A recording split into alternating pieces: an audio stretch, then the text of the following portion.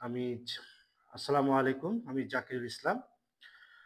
আমরা ইংরেজি সাহিত্য এর যে সকল ছাত্রছাত্রী আছে তাদেরকে টার্গেট করে পাশ্চাত্য পুরাণের কয়েকটি কাহিনী আমরা তুলে ধরব। আজকে একটি ওই পৌরাণিক কাহিনীর একটি চরিত্র সেটা হচ্ছে অ্যাডোনিস সম্পর্কে জানব। সাইপ্রাসের রাজকন্যা মীরা রূপের অহংকারের জন্য আফ্রিদিতিকে অপমান করলে আফ্রিদিতি তাকে অভিশাপ দেন। আফ্রিদিতি ছিলেন প্রেমের দেবী।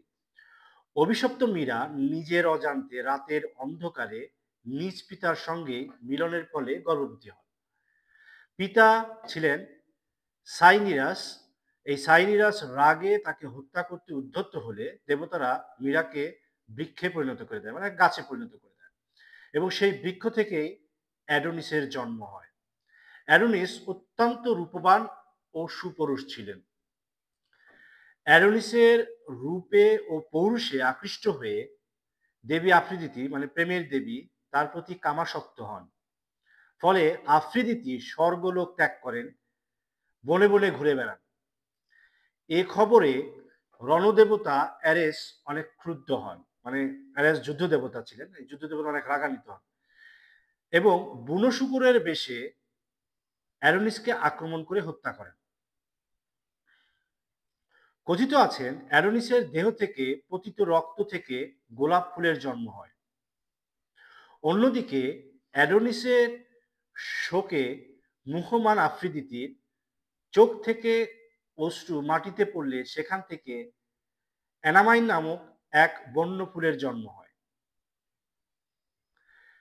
কিন্তু জীবিত অ্যাডোনিসের প্রেমে হাবুডাবু খাওয়া পাতাল রানী পার্সিফোন অ্যাডোনিসকে আবার জীবিত করেন। তার মানে পাতালের যে রানী আছে পার্সিফোন, সেও অ্যাডোনিসকে প্রেমে পড়ে গিয়েছিল জীবিত অবস্থায়।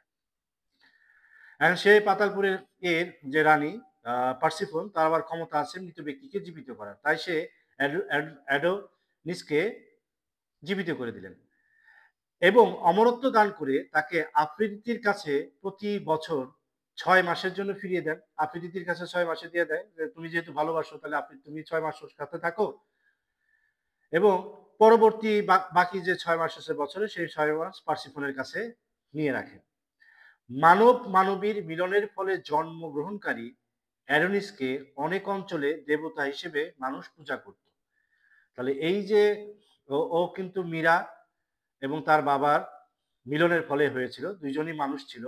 এই মানব মানবীর মিলনের ফলে জন্ম হয়েছে অ্যাডোনিসকে, কিন্তু তার আবার সম্পর্ক ছিল দেবীদের সাথে। যেহেতু দেবীদের সাথে সম্পর্ক ছিল তাই সে কি করতো, ওই অনেকেই তার পূজা করত। ধন্যবাদ।